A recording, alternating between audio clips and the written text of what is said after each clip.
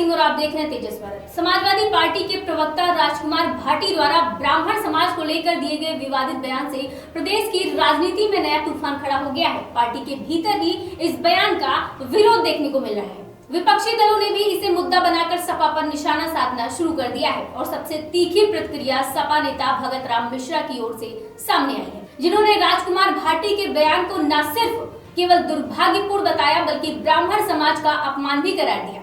दरअसल एक सार्वजनिक कार्यक्रम के दौरान राजकुमार भाटी ने ब्राह्मण समाज को लेकर ऐसी टिप्पणी कर दी थी जिसे समाज के लोगों ने अपमानजनक माना। बयान का वीडियो सोशल मीडिया पर वायरल होते ही राजनीतिक गलियारों में हलचल मच गई। ब्राह्मण संगठनों ने इसे समाज की गरिमा पर चोट बताया और सपा नेतृत्व ने तत्काल कार्यवाही की मांग की। देखते ही देखते मामला इतना बढ़ गया कि पार्टी के अंदर से ही विरोध के स्वर उठने लगे। वही आपको बता दें कि सपा नेता भगत राम मिश्रा ने इस पूरे मामले पर बेहद नाराजगी जाहिर करते हुए कहा है कि किसी भी समाज, जाति या वर्ग के खिलाफ इस तरह की भाषा का इस्तेमाल स्वीकार नहीं किया जाएगा।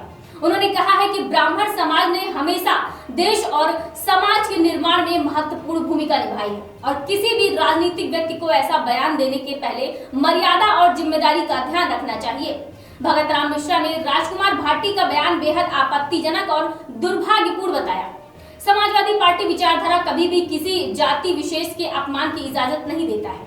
अगर कोई नेता व्यक्तिगत सोच के आधार पर ऐसा बयान देता है तो उससे पार्टी की छवि खराब होती है। उन्होंने कहा है कि मैं व्यक्तिगत रूप से इस बयान की निंदा करता हूं और पार्टी नेतृत्व से मांग करता हूं कि इस मामले को गंभीरता से लिया जाए। उन्होंने आगे कहा है कि समाजवादी पार्टी हमेशा सामाजिक न्याय और सभी वर्गों को साथ लेकर चलने की राजनीति करती आई है। ऐसे में किसी नेता द्वारा दिए गए विवादित बयान से पार्टी की विचारधारा को नुकसान पहुंचता है। मैं आपको बता दें कि सपा नेता ने यह भी कहा है कि चुनावी माहौल में इस तरह की बयानबाजी केवल समाज को बांटने का काम करती है, जिससे सामाजिक और राजनीतिक माहौल और अधिक खराब हो जाता है। वहीं पार्टी के कई स्थानीय नेताओं और कार्यकर्ताओं ने भी सोशल मीडिया पर खुलकर अपनी नाराजगी जाहिर की है। कुछ नेताओं ने कहा है कि अगर समय रहते इस मामले पर कार्यवाही नहीं हुई तो इसका सीधा असर पार्टी के जनाधार पर पड़ सकता है। खासतौर पर ब्राह्मण समाज में इस बयान को लेकर काफी आक्रोश देखने को मिल रहा है। दूसरी ओर विपक्षी दलों ने भी इस मुद्दे को हाथों हाथ ले लिया। कई भाजपा नेताओं ने समाजवादी पार्टी पर हमला बोलते हुए कहा है कि सपा नेताओं की मानसिकता अब खुलकर सामने आ रही है। विपक्ष ने सवाल उठाया है कि क्या पार्टी नेतृत्व इस बयान से सहमत है या फिर केवल राजनीतिक दबाव में चुप्पी साधे हुए। मैं आपको बता दें कि सोशल मीडिया पर भी ये मामला लगातार ट्रेंड कर रहा है। ट्विटर, फेसबुक और अन्य प्लेटफॉर्म पर लोग अपनी अपनी प्रतिक्रियाएं दे रहे हैं। कई यूजर्स ने राजकुमार भाटी से सार्वजनिक माफी की मांग की है, जबकि कुछ लोग पार्टी से उनके खिलाफ अनुशासनात्मक कार्यवाही की मांग कर रहे हैं। फिलहाल इस पूरे विवाद पर पार्टी के शीर्ष नेतृत्व की ओर से कोई आधिकारिक बयान सामने नहीं आया है, लेकिन जिस तरह पार्टी के भीतर विरोध बढ़ता जा रहा है उससे साफ है कि आने वाले दिनों में ये मुद्दा और तूल पकड़ सकता है। राजनीतिक जानकारों का मानना है कि अगर समय रहते पार्टी ने इस विवाद को संभालने की कोशिश नहीं की तो इसका असर आगामी चुनाव और सामाजिक समीकरणों पर भी पड़ सकता है। अब सभी की नजरें समाजवादी पार्टी नेतृत्व पर टिकी है कि वो इस विवाद पर क्या रुख अपनाता है और राजकुमार भाटी के बयान पर कोई कार्यवाही होती है या। हमारे देशवासी साथियों, मैं भगत राम मिश्रा समाजवादी पार्टी लोकसभा कैसरगंज से चुनाव लड़ चुका हूं।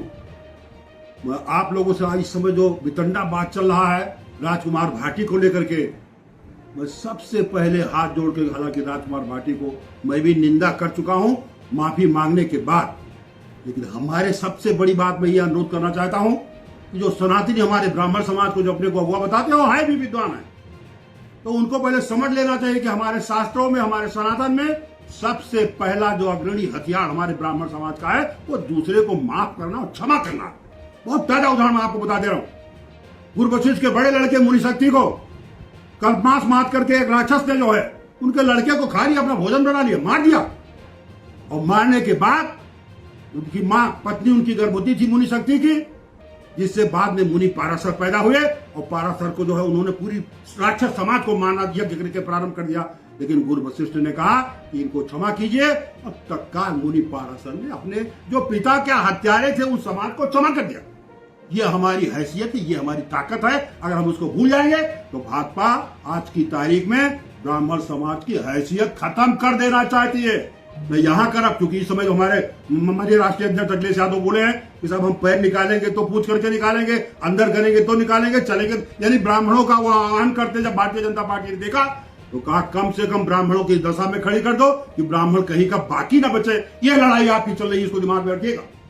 और फिर बाद राजकुमार भाटी ने 2 बार माफी मांगा, एक नहीं 2 बार माफी मांग लिया मुहावरा सुना करके। तो क्या करेंगे ऐसी स्थिति में? समस्त समाज से अनुरोध है कि जो हमारा विद्वान ब्राह्मण है उसको देखा अपने सनातन और धर्म पर चलेंगे कि भारतीय जनता पार्टी के बहकाव में गुलाम बनकर के पिछले रहे। आप अपना अस्तित्व खत्म कर देंगे कि अस्तित्व मतलब बनाए रखेंगे? भविष्य की लड़ाई क्या है आपके जो हमारा सनातन बचे कि चला जाए? जो दिखाई पड़ रहा है, जो बार जो भारतीय जनता पार्टी के लोग जो है उठा करके लोगों को बता रहे हैं, लोगों को भरवा रहे हैं, वो ठीक नहीं है। बाकी सारी चीजें, सबसे बड़ी बात देख लीजिए, जो मोहन भागवत जी बोले थे, कौन बोला था भाजपा? क्यों नहीं उसकी लड़ाई लड़ रहे? परशुराम जी पर जो है जो बोला गया कि ये बढ़ई है, बढ़ई समाज के, क्यों नहीं बोला गया? हमारे राम भद्राचार्य जी है जो बार बार गाली देते हैं ब्राह्मणों को, अयोध्या के ब्राह्मण का ऊपर क्यों नहीं बोला गया? और सबसे बड़ी बात है, चोटियां उखाड़ने वाली जो हमारा समाज जो है वो मुनि रहे, बटुक रहे इलाहाबाद में, उस पर कोई क्यों नहीं बोला?